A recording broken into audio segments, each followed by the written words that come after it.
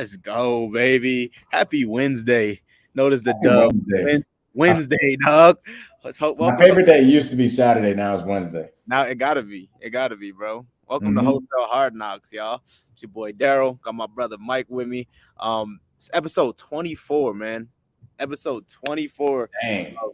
of Wholesale Hardknocks, where we're just coming giving free game, bro. We might have to bottle this up and sell it as a course or something like that, bro. Because Yo, there's literally, I met with some wholesalers today, and I was just kind of breaking down how they are doing their direct to seller and how we push the ball forward for them. Yeah. The last steps were to go over their sales structure, right? I got them to go over the cold call script, and then I got them to go over the lead manager script and all the other things, right? And then we get down to the sales process, and I'm like, dude, this is just way too much information. I'm just gonna send you a Wholesale Hard Knocks sales training video, and literally, and like not even capping, bro. They probably got $40,000 worth of value today. Sheesh, for sure, without a doubt. Absolutely bananas. Bro, I'm not gonna lie. After we did that sales training video, like I sat and I reflected. I'm like, damn, did we give out too much free sauce, bro? Like, did we give out the secret? Like, and yo, but I'm cool with it. I'm 1,000% cool. I love it, bro. Yo, my business partner one time, right? We were on a live together.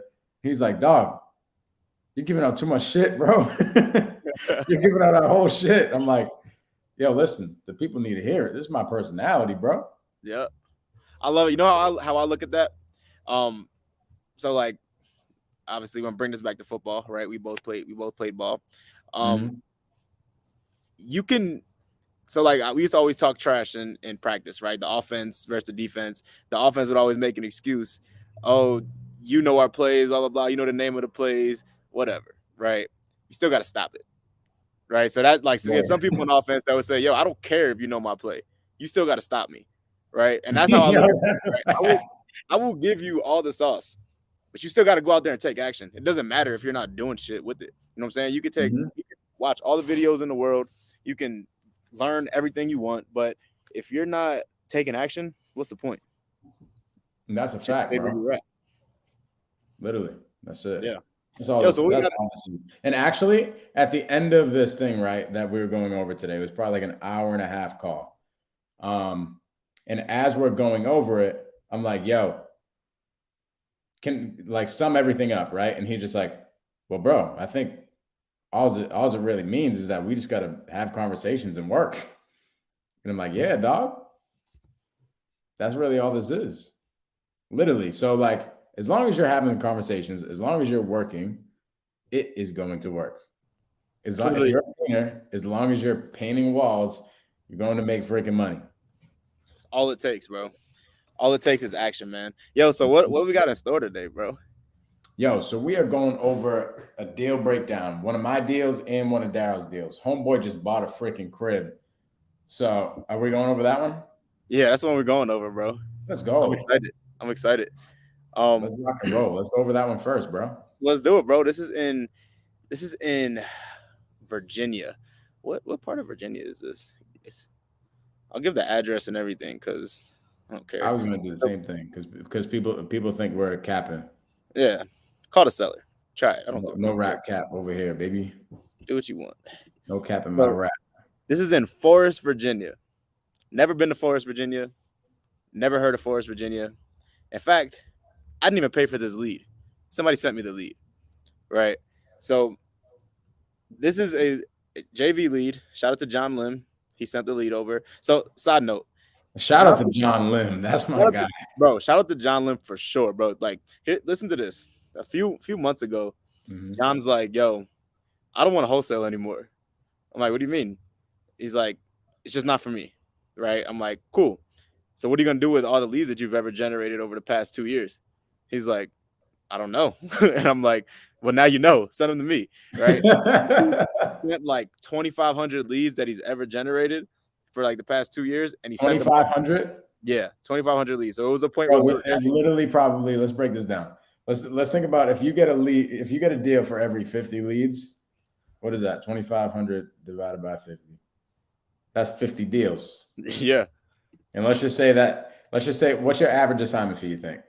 It's around 10,000, 10 to 12,000 Let's call it 12 because you're a badass. for Showski. Whoa, wait, hold on. 50 deals, that's probably going to come out of that. You times that by 12,000, that's 600 bands. Yeah, bro.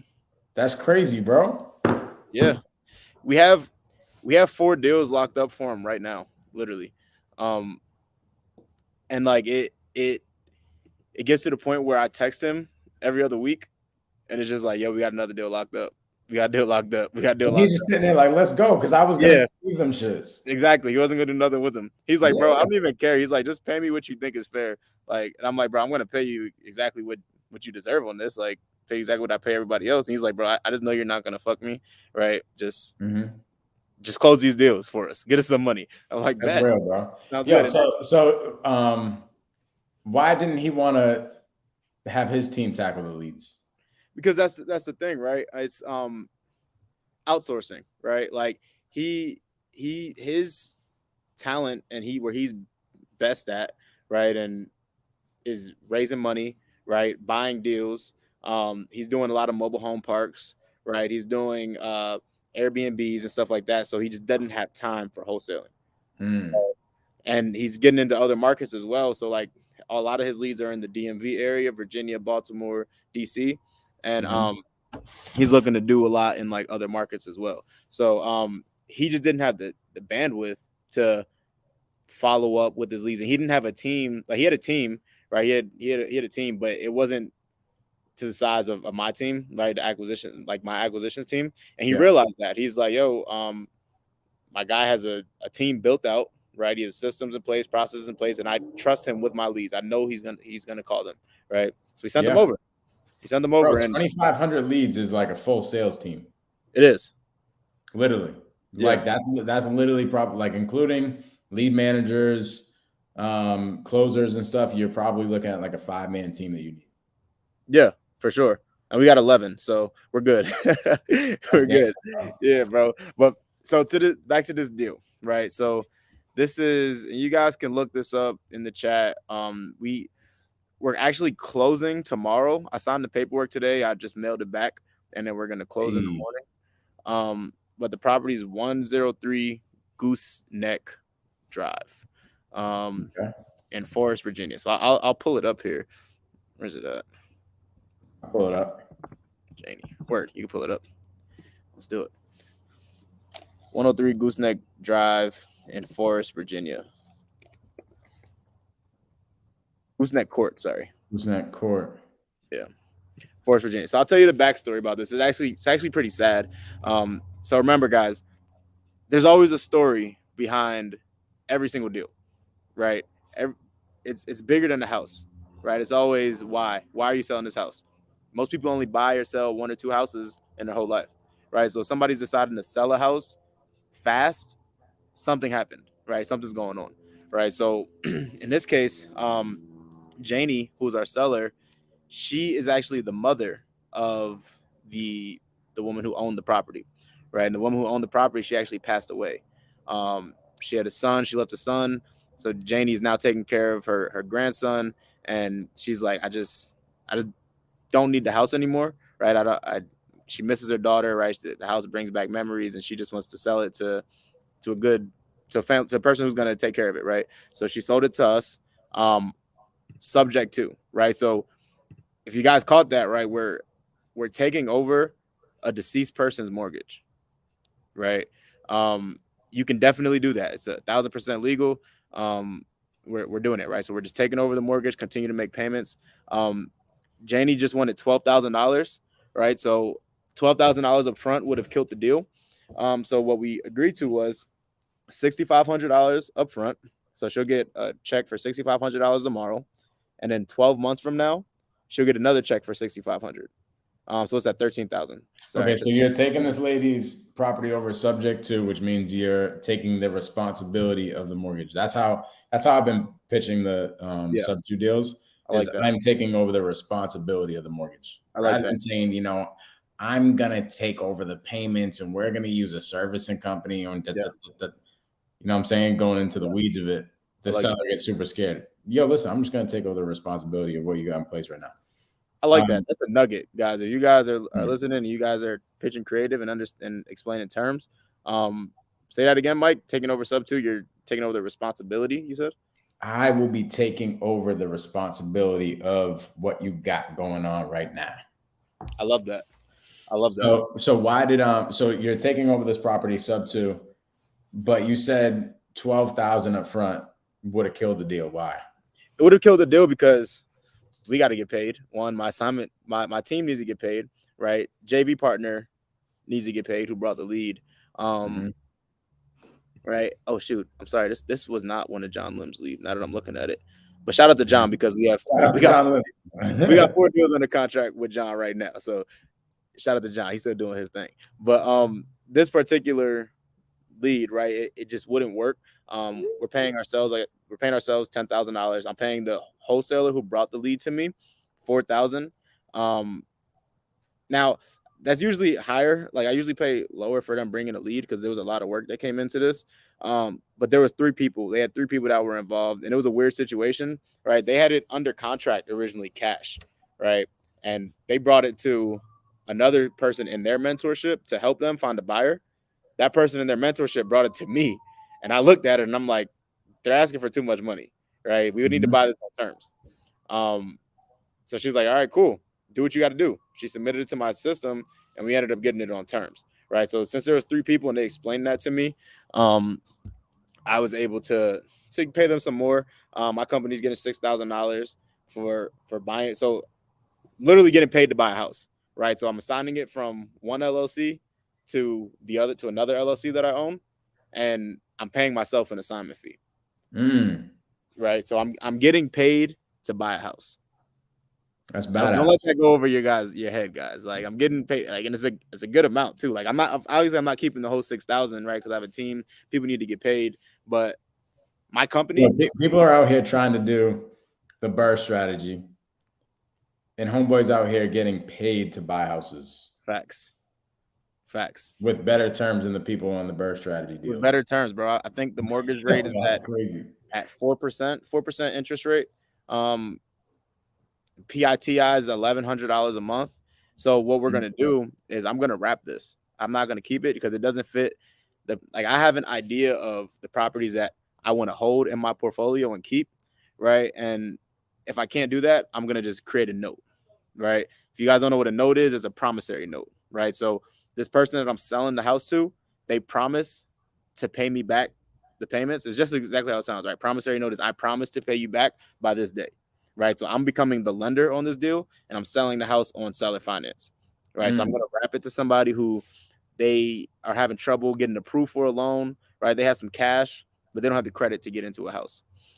So we sell it to them, and I'm going to sell it to them at, I'm probably going to get around $45,000 a down payment for $45K. So I'm gonna get paid up front for that, right? That'll pay off my lender, and that'll put another 10 to 15K in my pocket.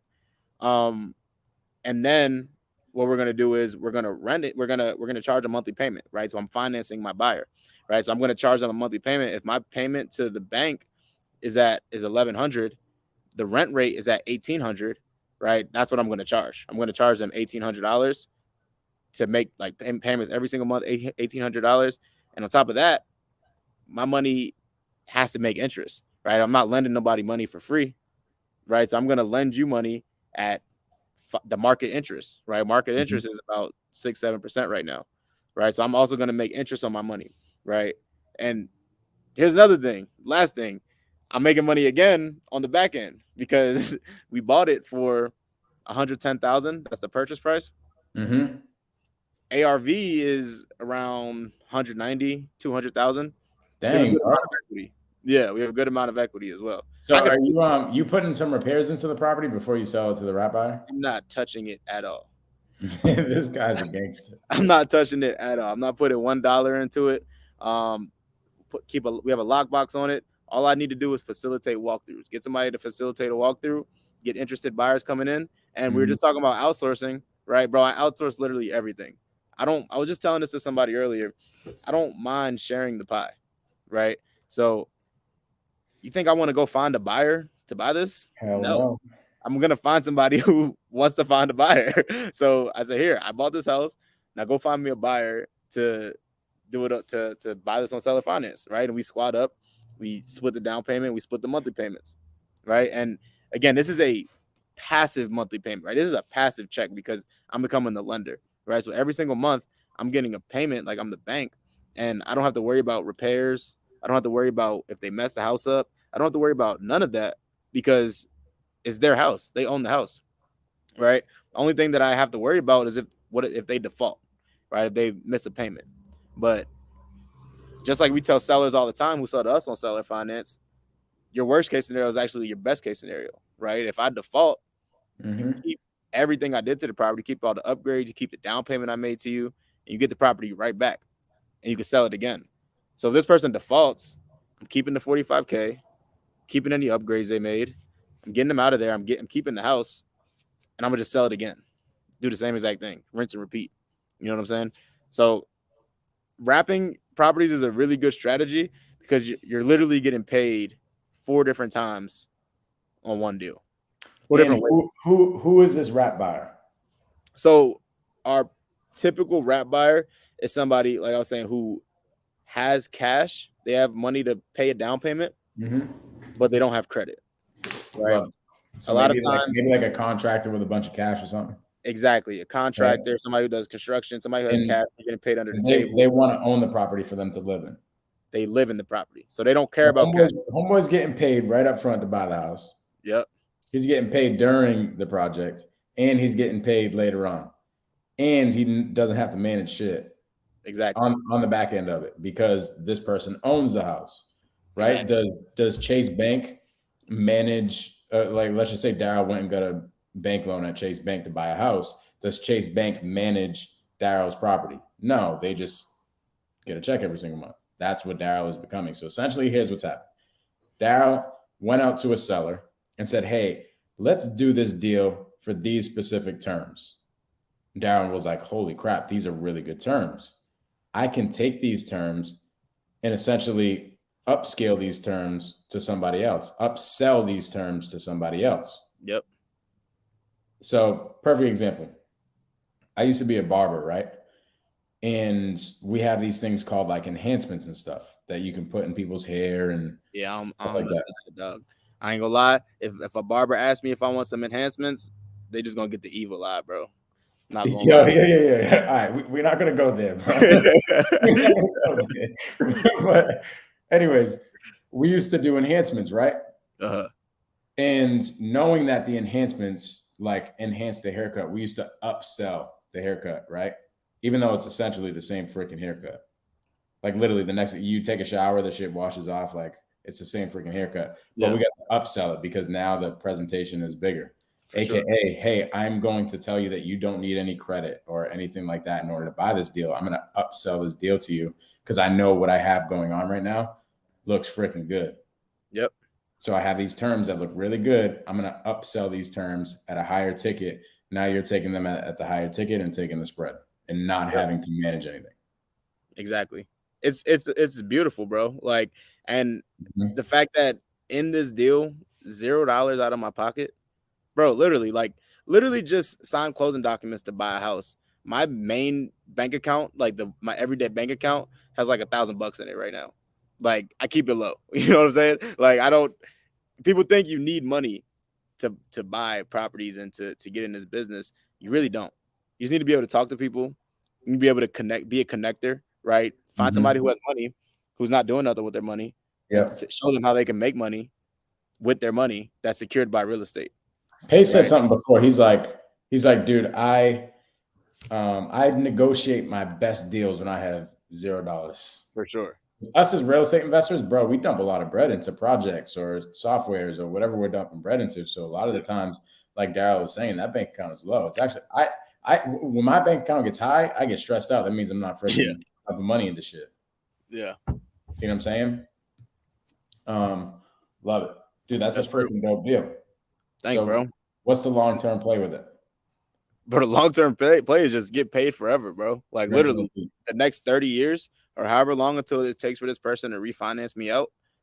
I'm going to be getting paid, Mm-hmm. right? And it doesn't really matter. A lot of times and what I would do is honestly, like, if this person that we're getting into the house, if they need help, like uh building their credit, right, and buying the house, getting approved for a loan, I wouldn't mind doing that. You know what I'm saying? Because that still benefits me, right? Obviously, I'll make more money the longer that they make the payments, but if they just want to balloon me out, I'm still gonna get paid. That's a nice payday.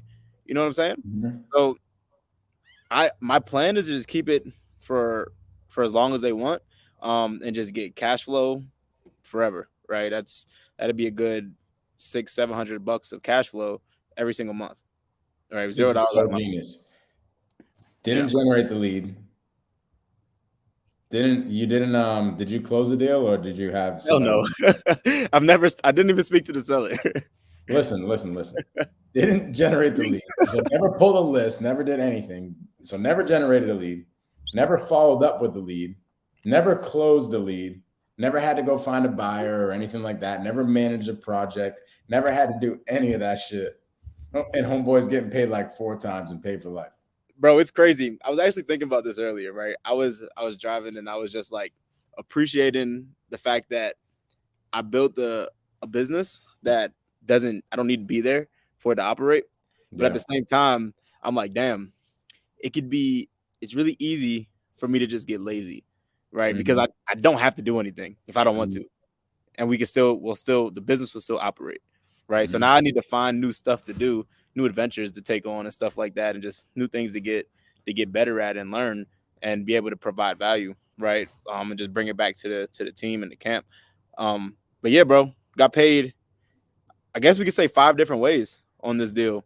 And I literally did nothing but sign papers. I mean, I helped the team negotiate. I underwrote the deal, right? Obviously, I know it's a deal, right? Because I underwrote it, but literally got paid an assignment fee, getting paid an assignment fee, gonna get paid when we get the buyer in for a down payment, gonna Mhm. get paid monthly payments for the next 30 years, This is gonna freaking get paid interest on those monthly payments, and then I built in 60-70K of equity, right? So when they decide to pay me off, I'll get paid that too, right? So 5 different ways on one property. Never seen the property. I didn't generate the lead. I didn't talk to the seller. I didn't follow up. I didn't do shit but sign papers. actually, let's not even say that because what people don't understand is all the work that you've done up to this point, Exactly. Yeah, for sure. right? Like because a lot of people on YouTube they'll preach that they'll preach that like, dude, I'm doing deals, I'm never talking to the seller and da, da, da, Yeah. da, da.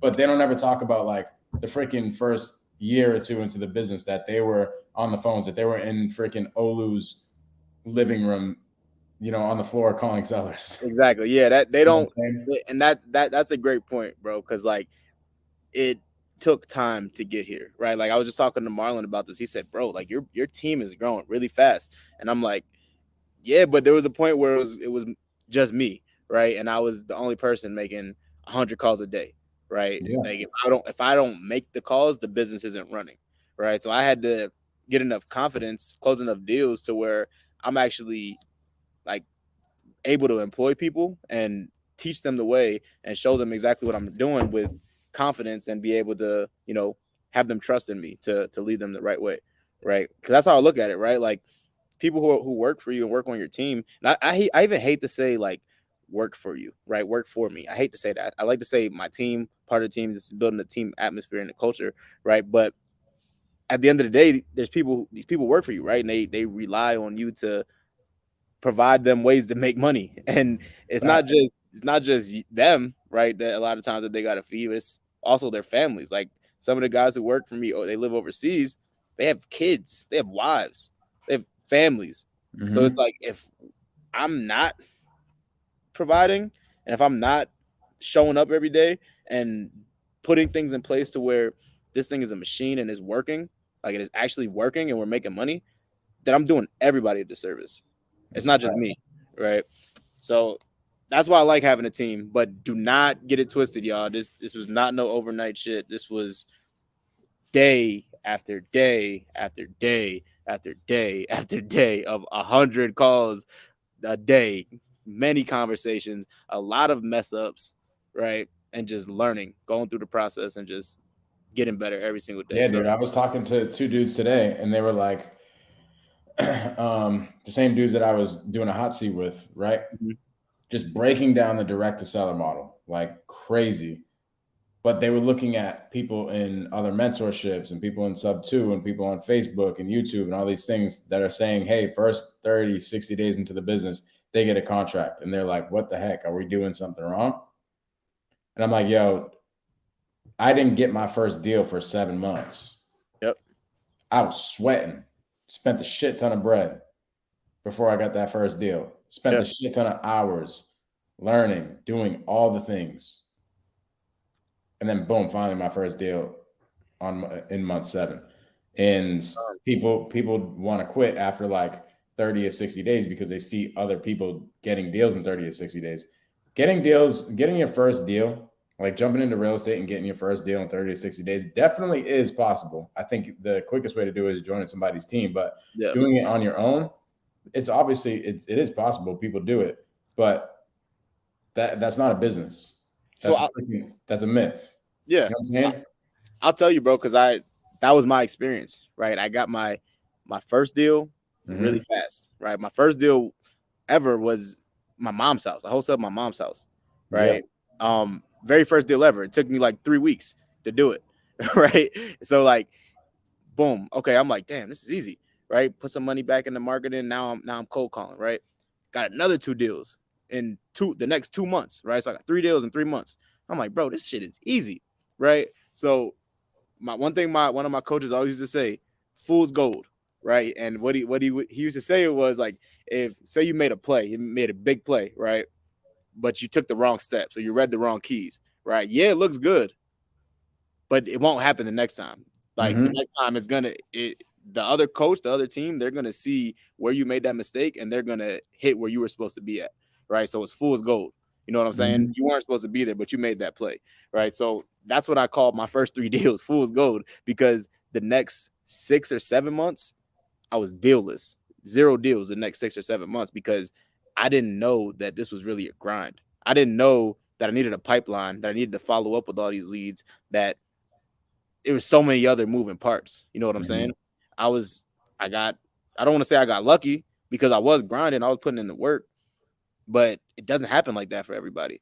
And I actually think the people who it takes them longer to get their first deal, they're they're more prepared for what's to come because that's real. Like this isn't unless you have the systems and processes and like everything set up to where you have consistent lead flow and the people following up and dispo everything set up, it may take you some time to close some deals.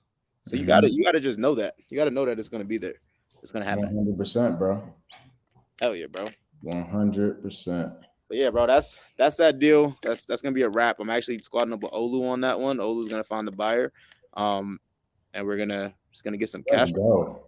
Hell yeah. I wanna see what you're working on, bro, because you got a lot going on. I've been seeing your IG, bro. You've been in the field, dog. Man, I've been in the trenches getting to it, dog. Yeah. I'm gonna talk about a deal though that I did a few months ago because it was cool. And the reason being is I looked over here and I have this envelope and this has to do with the deal. I love it. Um, so 22 Lucas Street in New Bedford, Massachusetts. Okay. Let's pull this thing up. New Bedford. New Bedford. So let's look at this. While Mike's pulling that up, guys, if you are watching and you have not yet liked this video, make sure you like this video. If you're not yet subscribed to me and Mike's YouTube channels, make sure you guys subscribe to me and Mike's YouTube channel. We go live every single Wednesday, 4 o'clock Arizona time, 7 o'clock Eastern time. Was that 6 o'clock Central? And we literally just give you guys free sauce, free game every single day. So tell a friend to tell a friend. Let's see if we can get some more people up in here right now. Let's go. Let's do it. So this is 22 Lucas Street. Okay. This is a cool deal. Okay. So lead comes in from a cold call. My virtual assistant cold called this person. His name is Sylvester. So we call Sylvester. Lead is generated. Well, first off, we pull a list. So I'm going to break it down really like point by point. Can we start with Sylvester's like personality type? Because I feel like every person that I spoke to named Sylvester is a crazy dude. Like they're crazy. Yeah. He's crazy. Dude, anybody that sells a house for cash is crazy. Yeah. No, I'm just playing. But so we pull a list, we pull data, we skip trace it. Our virtual assistant calls that list. We talk to this guy, Sylvester. Sylvester says, hey, I have a problem. I'm going through some health issues. I have this property here in New Bedford. I live in Arkansas, which is obviously thousands of miles away. Okay, so he lives all the way out there. He has this property that's been vacant for like 3 years. And he's like, dude, I want to sell this property. I'm going through some things. Didn't really get the full actual story until we move further on. But essentially, he's like, dude, I can't afford the house anymore. It's just like, it's too much to keep up with. My health is declining. I think he might have had cancer. But however, I'm getting sick. Okay. I'm getting more and more sick all the time. So I don't want to sell the property just yet because Boston has the best medical systems. And if I get too sick, which it could be in the next couple months, that's kind of my deadline, then I would want to come back and live back in the property and go to the Boston hospital because they're better than Arkansas. So I'm like, all right, great. Why don't we do this? Why don't we put an agreement in place so that you have peace of mind that you have a buyer in place within 2 months, right? And contingent upon your health, if your health doesn't allow you to stay in Arkansas and you have to move back to Boston, then great. You can just keep the house and we'll back out of the contract. But at least you have a buyer in place. Okay. So it was contingent upon his health issues within the next 2 months. If his health issues were terrible, then he had the ability to back out. That's what it was. And he had to prove that. It said like in writing, you have to prove from a doctor that your health is declining. You have to come back to Boston.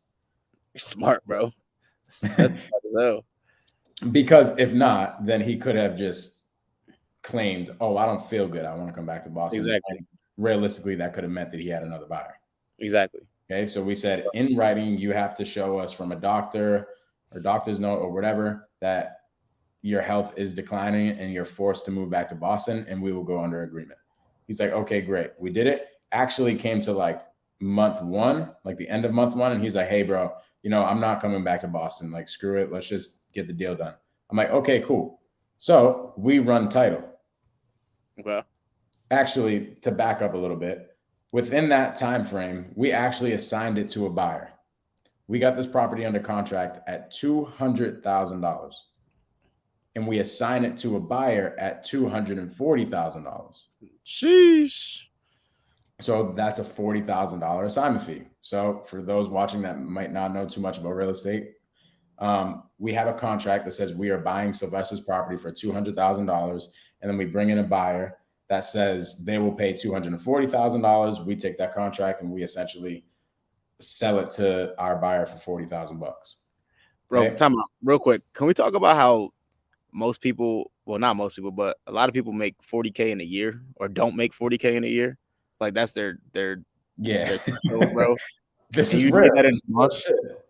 This is like insane, bro. It's insane. And people will be like, dude, this business doesn't work after trying it for 90 days and not gaining any traction. Dude, I went 7 months, you know what I'm saying, with not one deal in order to finally get proof of concept. And then I'm like, oh, fuck yeah, let's go. Let's get this thing rocking and rolling. So we assigned this deal for $240,000. Then Sylvester contacts us back and says, hey, I'm ready to close on this thing. We can do it before we're essentially supposed to close. So I'm like, okay, cool. We run title, which means the attorneys go back and they check who has owned the property. And they do there's a lot of learning lessons that came from this. They do the authorization to pull his information from the mortgage company, and they get the total payoff. So as we get the total payoff, it says that Sylvester owes like $241,000. Ooh, ouch. And the property was about to get foreclosed on. Shit. We didn't know all this. So now what we do is immediately when we get a property under contract, we have our attorneys run title like instantly, no matter what our close date is. I like that. So that's one learning lesson that came out of it. So what ended up happening was we're like, crap, dude.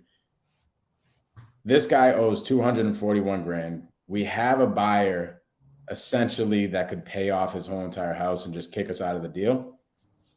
In order to do that, he's going to have to come up with some closing costs and stuff. So let's get the buyer up to 245.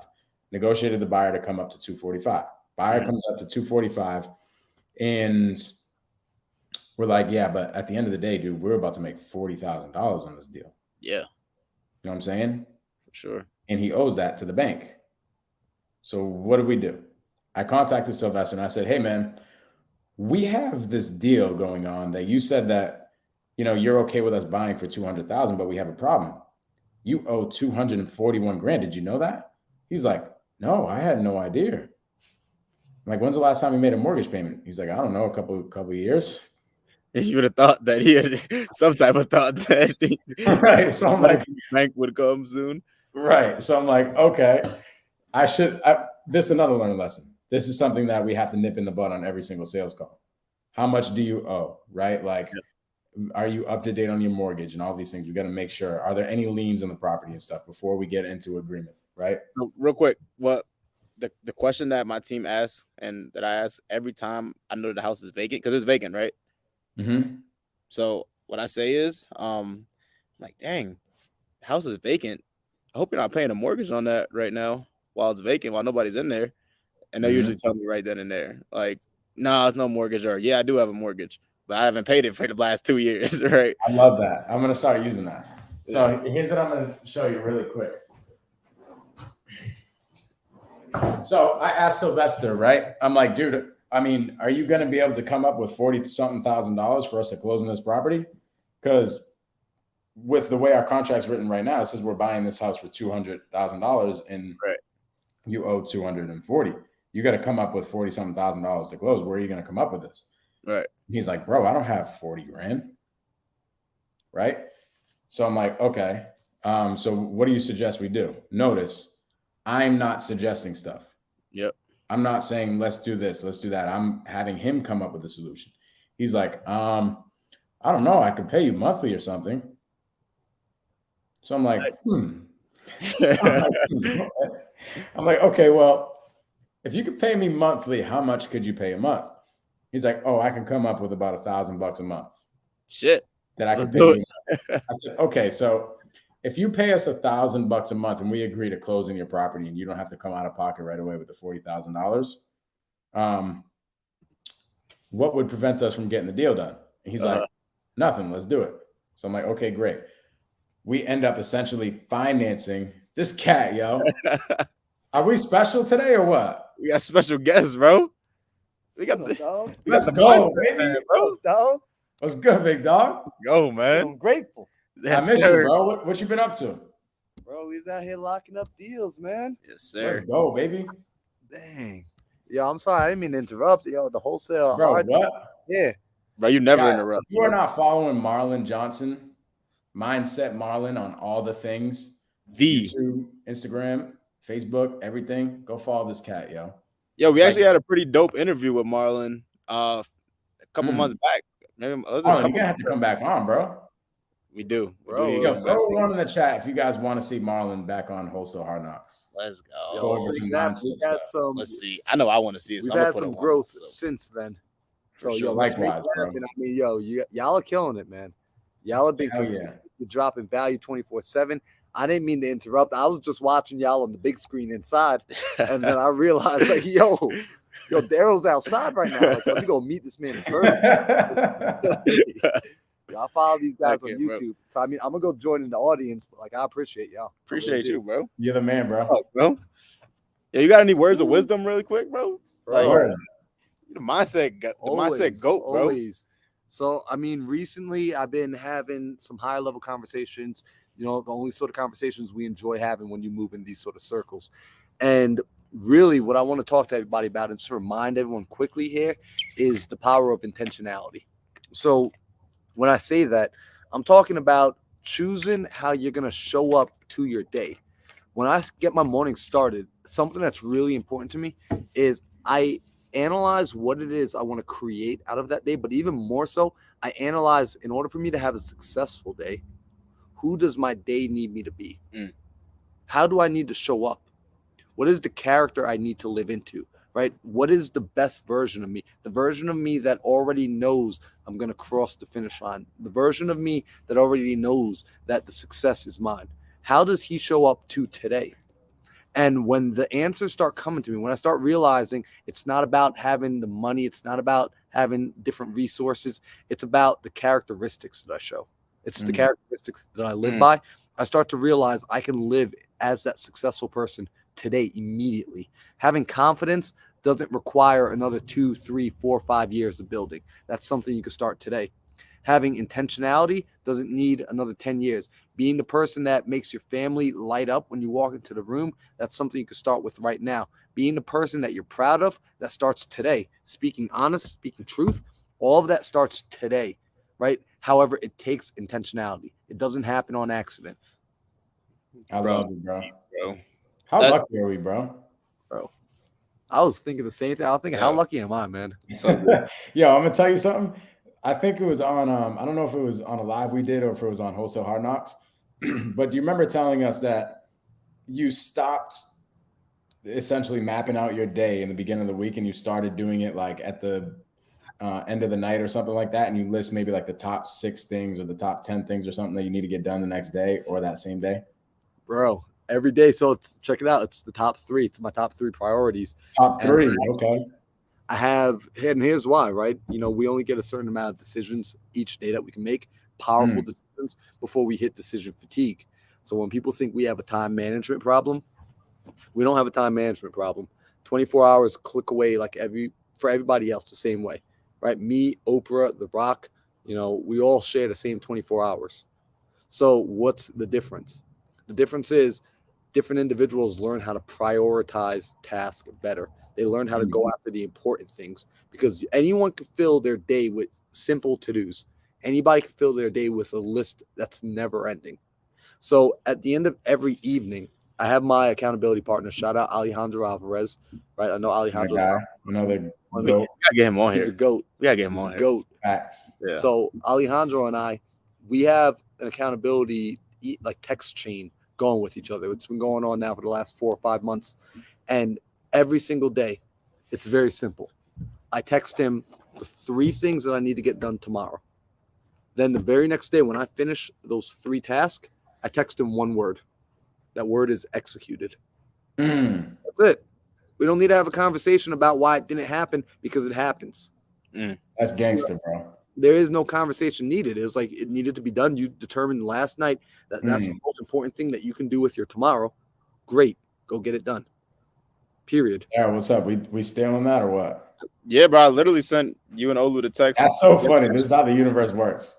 Yeah. Homeboy put me and Olu in a chat today and essentially said that, like, yo, we need to start having accountability texts. Yeah. And amazing. Exactly what we're just talking about, right? Like the intentionality thing, that was, you've been talking about it, right?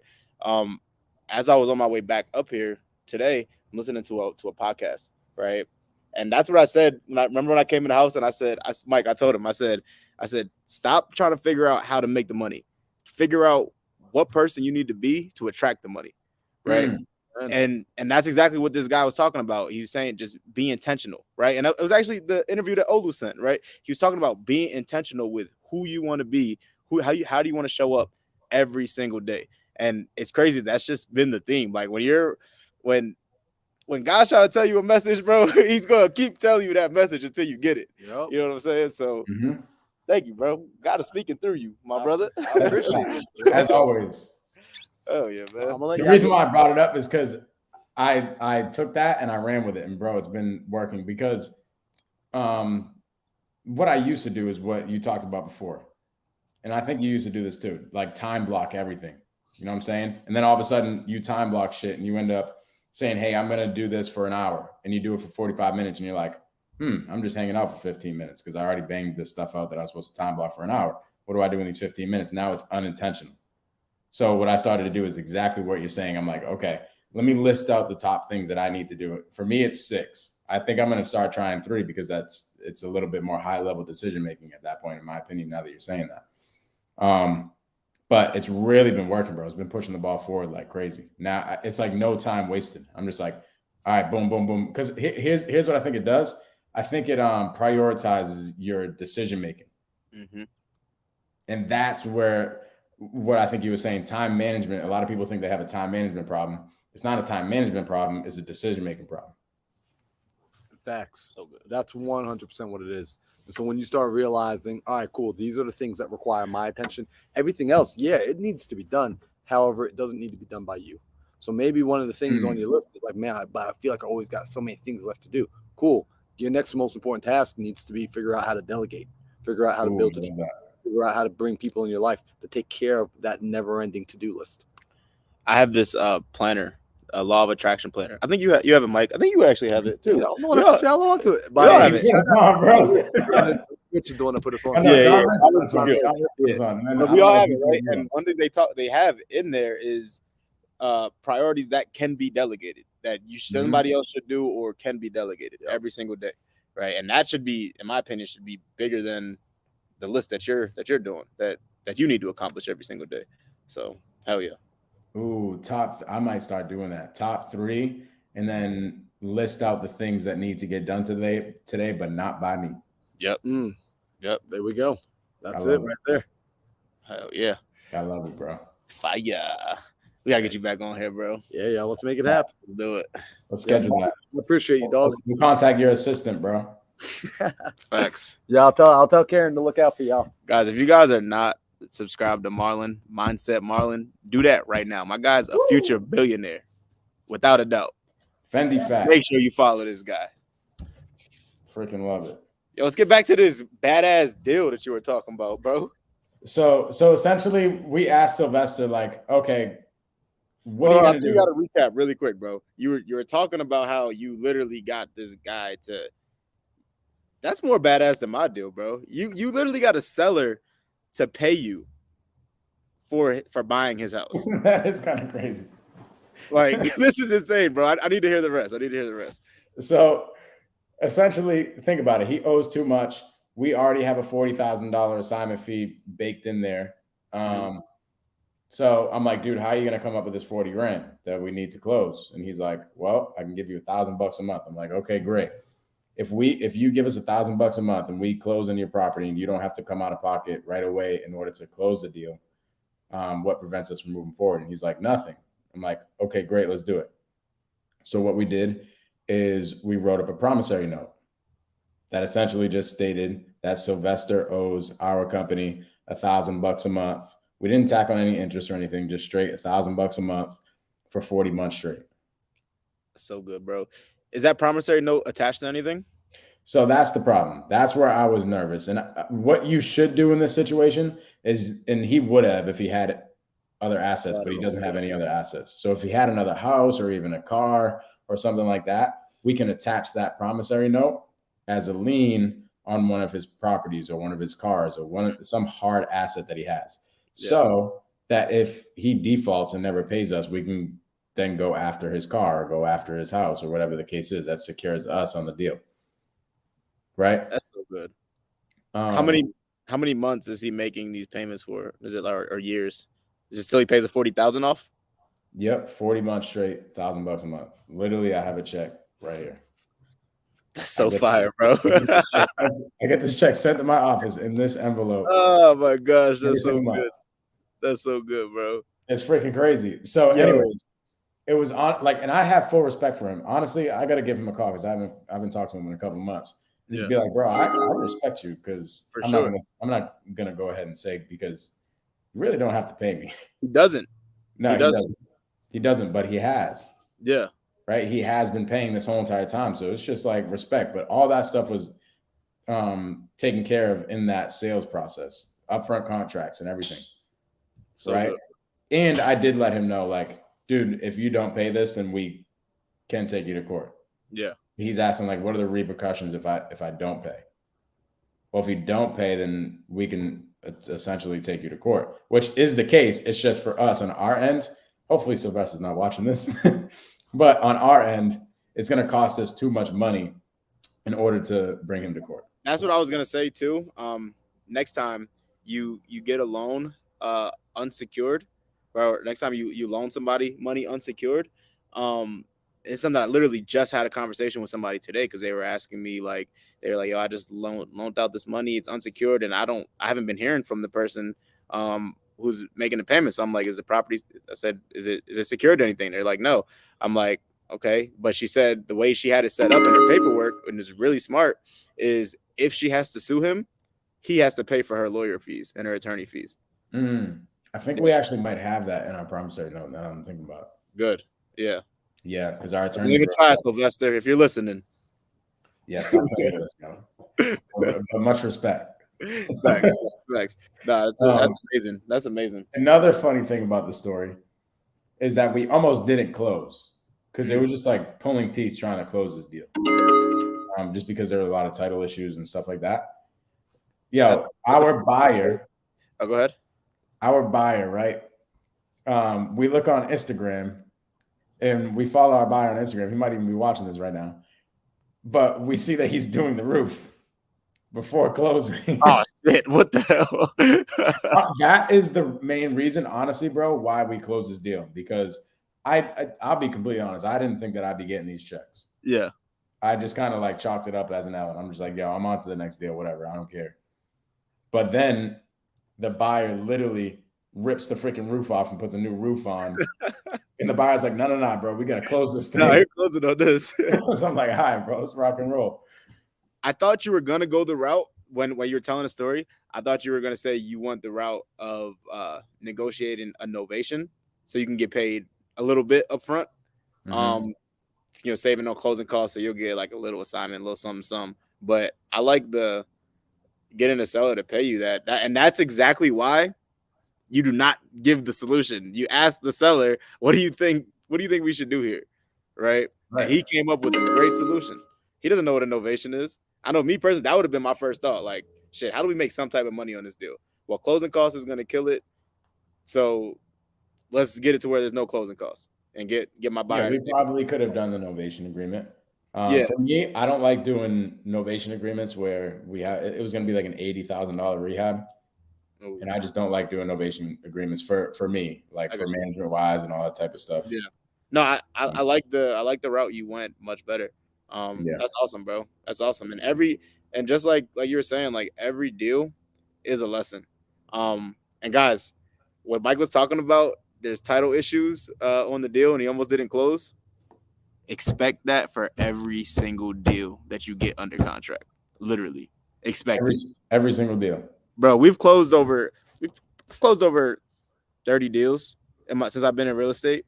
And literally, I probably had 2 of them where it was no issues at closing. Yeah, every single time. Everyone. It sucks. It's not fun at all. So it's a learning experience every single time. Title companies, and I learned I used to get really mad at title companies, right? Like, yo, why are you doing this wrong? What's going on? But somebody put it in perspective for me. They're like, yo, title companies have way more deals than just yours, right? So there's more people buying houses every day than there are title companies, right? So you kind of have to expect it, right? Like their offices are going crazy, although it should not be like that, right? They should be on point a lot of times, but it's always an issue. Look, Steven just said, I got one now. My first one, title issue. First deal, title issue. Every single one. There's always something.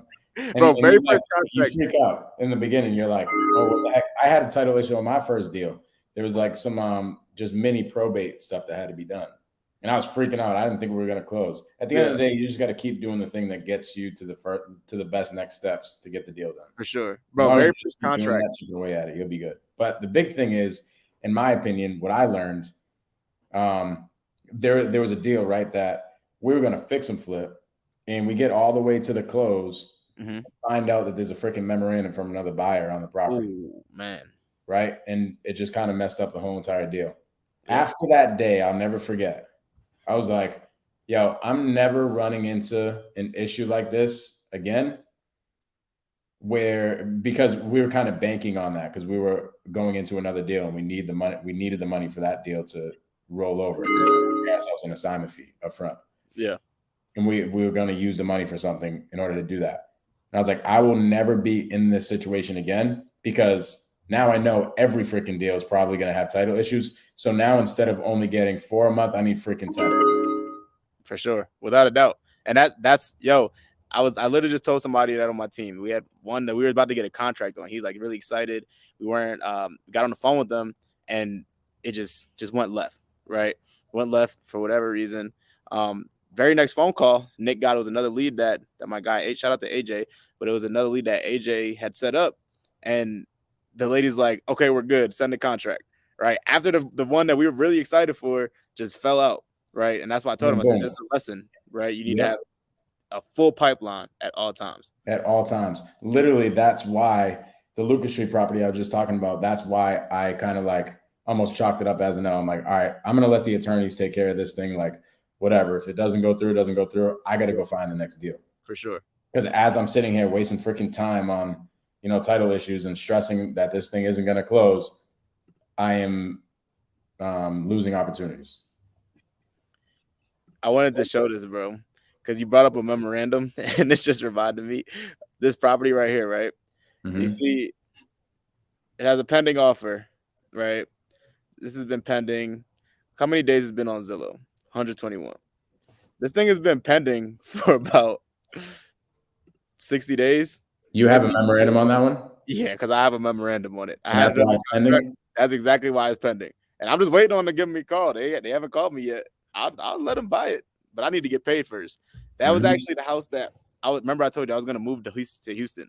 That's the one. I was going to move to Houston, and we had it under contract, sub 2. This guy started ghosting me. He's trying to do a short sale, right? And short sales take long too, so I'm sure they're waiting on that to get approved as well. But they will never be able to sell this house until I give them the okay. So if you guys don't know what a memorandum is, you're pretty much recording your interest into the property. You're saying, hey, okay, that's interesting. That's interesting, right? Yeah. So it's a short sale, which means the bank is going to be negotiated with. Yeah. Right? Now, you have a sub 2 purchase and sale agreement in place. Yep. What happens when the bank sees that the memorandum recorded is on a It's fine. sub 2 contract? It's fine. It's a purchase contract. I was gonna buy the house. I have interest in the property, right? I'm not gonna buy it sub 2 anymore. That their red flags are up, right? Like so this is good. So in your agreement, essentially it says that you can buy it in cash as well. Well, no. So the thing is, with the memorandum, I'm not gonna buy the property anymore. I'm gonna let the person that they're negotiating with, that's looking to do a short sale, I'm gonna let them buy the property, right? But I need to get paid first. I need to say, like, they're gonna call me up whenever they're ready to close, and they're gonna say, hey, I'm trying to close on this property, but you have a memorandum filed against it. You clouded title, right? I can't close on this without you removing your memorandum. And I want to say, great, I will gladly remove my memorandum for $15,000. Send it over, because I was going to make a good amount of money on that property, even though I was going to live in it, right? I'm going to tell them I was going to make a good amount of money on that property, and I started my process. I had my teams in place. I had contractors show up, everything. We stopped this guy's auction. I literally stopped this guy's auction the day before the auction, bro, and he did that. So it's crazy. So he's not going to get paid, and he's not going to sell this house until I get paid.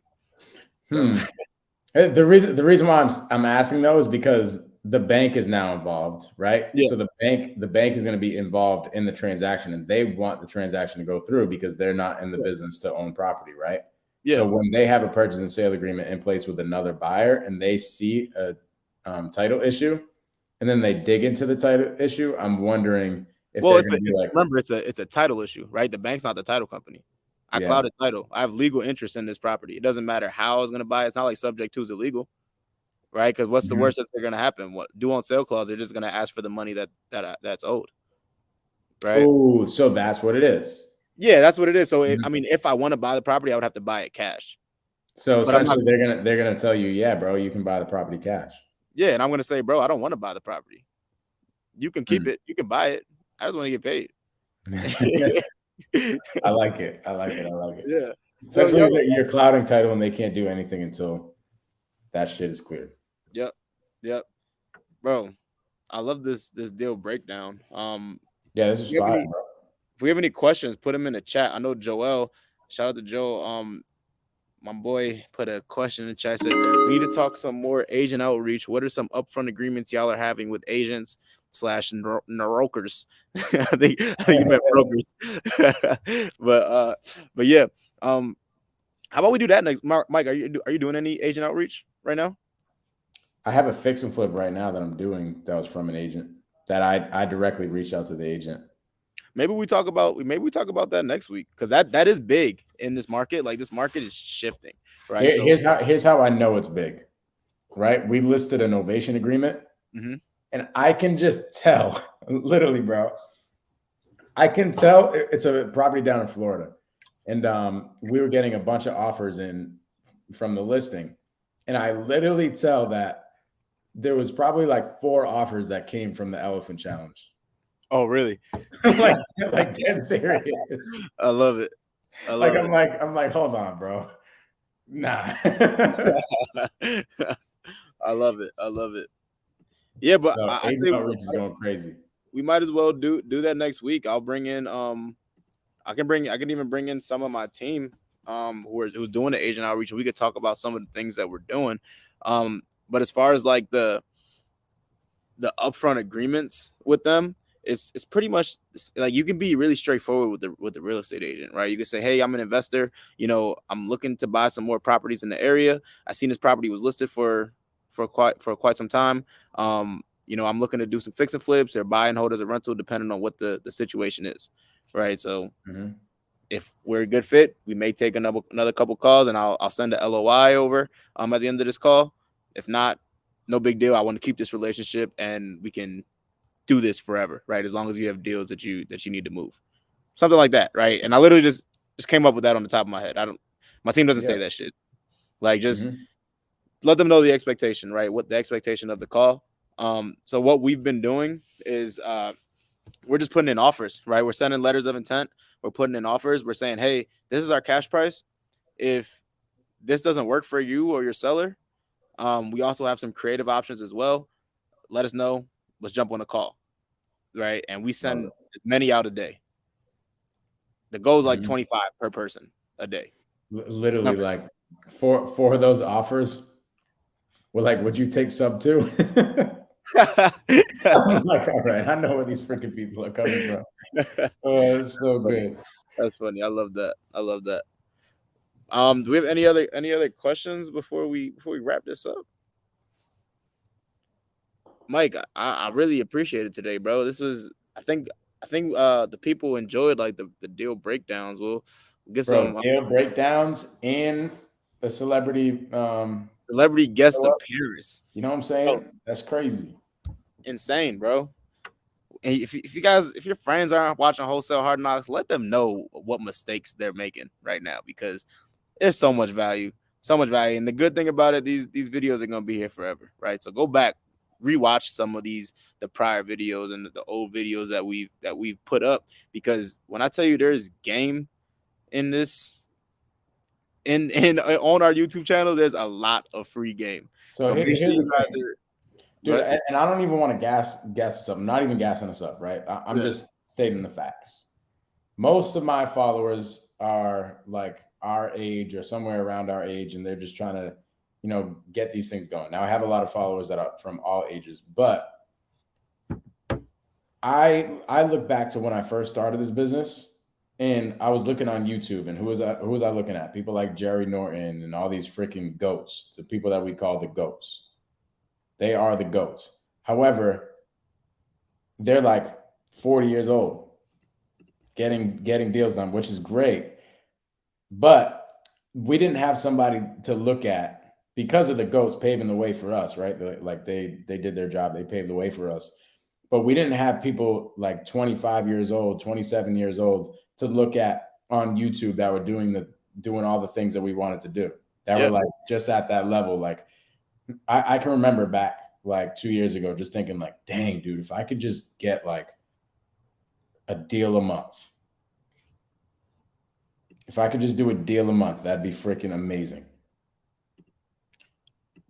Bro, yes. that was the same thoughts I was having too. Like, and it almost seems like it almost seems unattainable when watching like some of the gurus that are so much older. You took the words out of my mouth. It seems Yeah. unattainable when you're looking at somebody like Jerry Norton or something like this, and you're like, holy crap, this guy's like 40 years old. He's probably been in the game for a while. He's crushing it. Like, dude, me and Daryll have been in the game for like 2 years. Yeah. And we're young as shit. Like, you can do this. There's like 19-year-olds, 18-year-olds, 21-year-olds watching our pages that are just like, dang, dude, I look at all these gurus. They're like 40 years old. They must be in the game for a while, which a lot of them have, right? But like, dude, we're showing you guys in real time what this is like starting it from the jump and what it looks like a year or two out from nonstop work. Bro, and we literally go through like, so I get help on these. Like literally, a few weeks back, you told me, you're like, yo, you need to start cold calling. You need to get your cold call system set up again, right?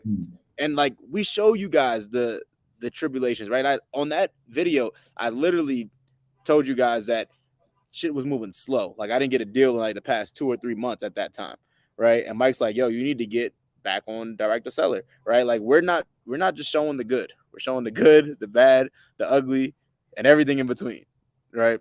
So guys, if you love your friends and you want them to be successful, tell them to tune in next Wednesday because we will be here. Now the question is, are you gonna be here getting this value that we're dropping? Let's go, man. Yo, Mike, you got anything else before we bounce, dog? Like and subscribe. Facts. That's how you know when we come up on Wednesdays. For sure. For sure. Shout out to Steven for locking up your first deal. Let's go, Steven. That's what I'm talking about, dog. I'm gonna say he started in May, got his first one locked up in September. So there you go. May, June, July, August, September. 5 months. Yeah, dude. 5 months. You didn't quit. Worked his ass off for that. I bet Steven watched so many freaking videos, was crushing the phones, like crushing it. Finally lands his first deal. Now he's about to get paid. And Steven, watch when you get that check. You're gonna be like, this business actually works. I got to go reverse engineer everything that I just did. Yep. And what I really love is he squatted up. He squatted up, bro. I JV'd with the partner on my first deal, gaining the value, learning along the way. I love it, bro. Keep it up. Freaking go. Michael says, as winter approaches, will deals become scarce? Shout out to my guy, Mike. This is my guy right here. What's up, Mike? Hell no. Facts. If anything, problems come up even more. Yep.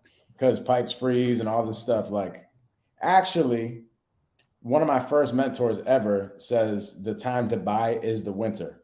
Reason being is because you do the renovations throughout the winter months and sell at the best time, which is the spring market. Yep.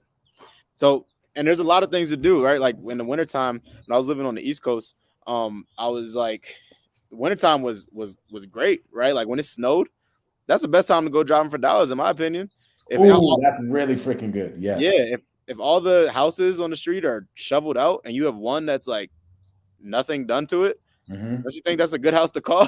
Yo, that's so good. Yeah. And another way to look at it, right? Virtual, right? Like, it's gonna get cold in some places, and things traditionally do slow down a little bit. Like people buying houses, that's traditional, right? They're not as many flips are going on in the market in the wintertime, right? Because they're gonna do the rehab and they're gonna sell it in the spring, right? But like, there's places in the world, guys, where it does not get cold, literally, and there's business going on 12 months out of the year. That was trying to get me to move. Move, bro. Pull up. Pull up, dog. Yo, the winter is cuffing season, dog. It's time to lock up deals. Yo, I'm challenging myself. I just made I tweeted it, so that's how you know it's real, bro. And I'm gonna say it on Wholesale Hardknocks right now. I'm gonna be celibate until I hit my first million, bro. It's out there. It's in the world. It's in the world. Now it has to get done. Okay. Now it has to get done. All the girls watching are like, dang it. And I promise that wasn't a pull away tactic. Don't hit me up trying to. Yeah, this guy's a salesman, yo. He's doing it. Daryl's DMs just got flooded. Nah, I hope not. Let's do it, bro. Yo, I'm super excited for next week. Me and Mike got some fire in store for y'all. We really don't know what it is yet, but we just know that it's going to be super fire. So make sure y'all tune in next Wednesday, 4 o'clock AZ time, 7 Eastern time, 6 Central. Use Google to figure out the other time zones because I don't know. But I appreciate every single person that tunes in every single week. Love y'all. Make sure y'all like and subscribe. We out of here. Let's go.